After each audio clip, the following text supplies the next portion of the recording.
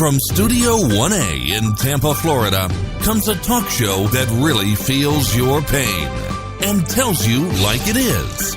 We love America and all that freedom-loving Americans want to protect. Live from coast to coast and on your radio, it's For the People with Keith Allen. We'll help you survive this thing called life. We're for the people. Whatever your source of stress or strife, for the people is there. Well, hello, Mr. and Mrs. America. I'm Keith Allen, and proudly welcoming you into this Tuesday's edition of For the People for an October the 10th, 2017.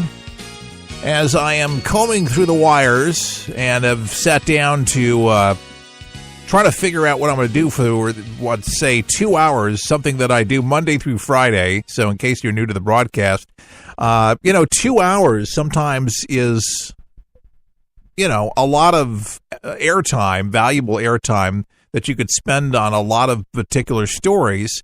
And it just seems lately speaking, there's just not a whole lot of feel-good stories out there. It just seems like there's just one thing after another to talk about.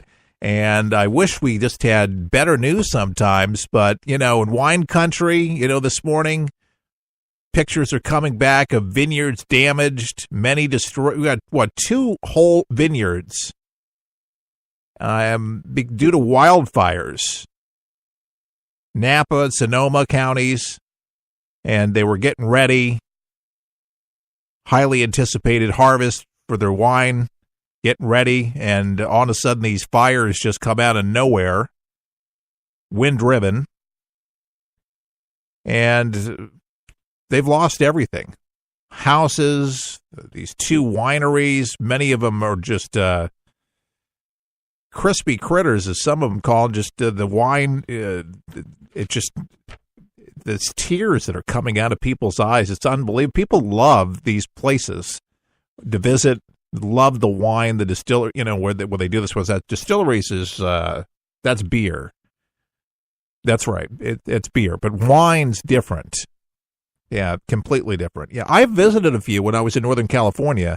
It is beautiful. Wine country is absolutely gorgeous, and people come from all over the world to view what takes place. And of course, the best part of the tour is to actually sample the different vintages and different types and varieties of wine. And there really is a lot. I know people are, not all people at least, are into wine. Some people are more into beer or more into whiskey or whatever it is. But I'm open-minded. I'll try a little of everything. And there is, I am convinced, a wine for everyone. There's, if you like sweet things, there's dessert wines.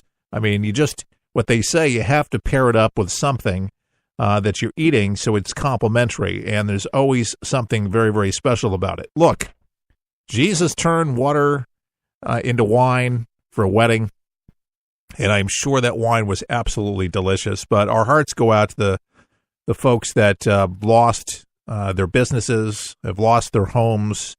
My heart goes out to them. The wind is just ridiculous. Once there's a spark out there and these winds are at 45 miles an hour, it's really hard to contain these fires. And as much as people try to contain the fires and dump water on their roofs and stuff like that, the fires were just so hot, it just wasn't able to do it. They said many were just melted, blackened wine bottles decorated the ruins of Signorello Estate Winery. That's one of them there in Napa Valley. People at Paradise Ridge Winery in Sonoma County posted photos of debris and haze, saying that they were heartbroken to share the news that the winery had burnt to the ground. And then a maintenance worker, he was watching and hoped for the best as flames crept down a hillside by Gunlock Winery there. He says it's right behind the main office. It's working its way down the hillside. What can I say? It's slowly working its way in, Tom Willis was saying as he watched the flames engulf. The Napa Valley Vinters Trade Association said yesterday that the most of the wineries were closed because of power outages, evacuation orders, and employees who couldn't get to work. The organization said it did not have firm numbers on wineries burnt or how the smoke might affect this year's harvest or the industry in general, but it said most grapes had already been picked. So the wildfires kind of just give you an idea, folks, of what's going on. Span at least 200-mile region, and that includes Napa, Sonoma counties, and they have caused 10 deaths and 100 reports of injuries, and the destruction of at least 1,500 homes and businesses, according to authorities. So we give a little attention to this. You can kind of understand this is just sad here. It's like, hurricanes, we get earthquakes, fire and flames, war. I mean, my goodness, it's always something. But the thing is, I don't know if we're going to see higher grape prices go up for the wine or whatever after this. But he said that most of the grapes were picked. It's just a matter of the property. But then, will the smoke affect the flavor? I mean, there's just so many things to take into consideration. 12% of the grapes grown in California are in Sonoma, Napa, and surrounding counties. So just a little FYI. So it's hard to predict correctly, but one said that she's taking her chances on this crop and that it won't carry much smoke damage. So they're going to proceed after they can get in there and start making wine. That's what they do best. That's tough when your livelihood, your house, your everything is, my goodness. I heard one gentleman, he said that he regretted not going back into the house because his wife's art was left in the house, something that she cherished. She died of cancer several months ago. But he says everything else I could care less. Apparently the artwork was sentimental too, and obviously his wife adored it. But that's tough goings, man. Fire. And there's a lot of them out west. You guys out west, you got that wind going, and it just seems like there's fire after fire out there. And I remember flying actually over a lot of fires back in 2007. I took a puddle jumper from San Francisco to San Luis Obispo, and you could just see the fires there. I mean, it seems like every year there's just thousands of acres just burnt to the ground, just beautiful trees. And it's got to take a toll on the poor folks out there with just worrying about that all the time. Earthquakes and fires, like the two things out west you have to worry about the most out there. And I don't know what's worse. I would think that fires would be worse, because most of the earthquakes out there really don't do much damage, because there's somewhere in California every day there's some earthquake. That's how much activity's out there. The FBI is coming up with a new warning, and it's for extremists, and they're nicknaming it the new domestic terror threat. And I start reading this article talking about the Michael Brown case in Ferguson back in 2014, and the FBI is saying that this has spawned a violent domestic threat from black identity extremists, is how they're putting it, who have stepped up attacks on police, according to an explosive new report by the FBI's Counterterrorism Division. Now, the warning, it was first reported by Foreign Policy magazine. It says that it's very likely that BIEs proactively target police and openly identify and justify their actions with social political agendas that commensurate with their perceived injustices against African Americans. Their perceived injustices against African Americans. As they say, perception's reality. It is amazing how people will perceive different things. And of course, it kind of spirals out of control when you get crazy media like CNN, MSNBC, CBS, Yahoo, and Google, they put out news stories that exacerbate the insanity. And these snowflakes that are just trying to drudge up the past all over again to get people all fired up again. As you can recall, Brown, an African-American, remember he's 18 years old, shot 2014 after struggling with police. You know, he was acquitted, the officer, as you know. But this is given root to groups like Black Lives Matter, which, we know is definitely not a peaceful organization. The FBI report said that the agency previously had analyzed the potential for violence of black identity extremism, a term that was unfamiliar before it appeared in the document.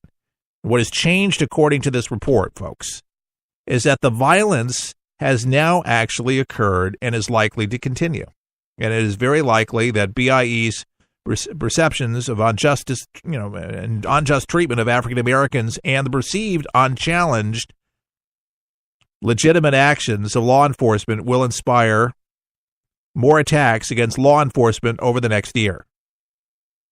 And it is very likely additional controversial police shootings of African Americans and the associated legal proceedings will continue to serve as drivers for violence against law enforcement.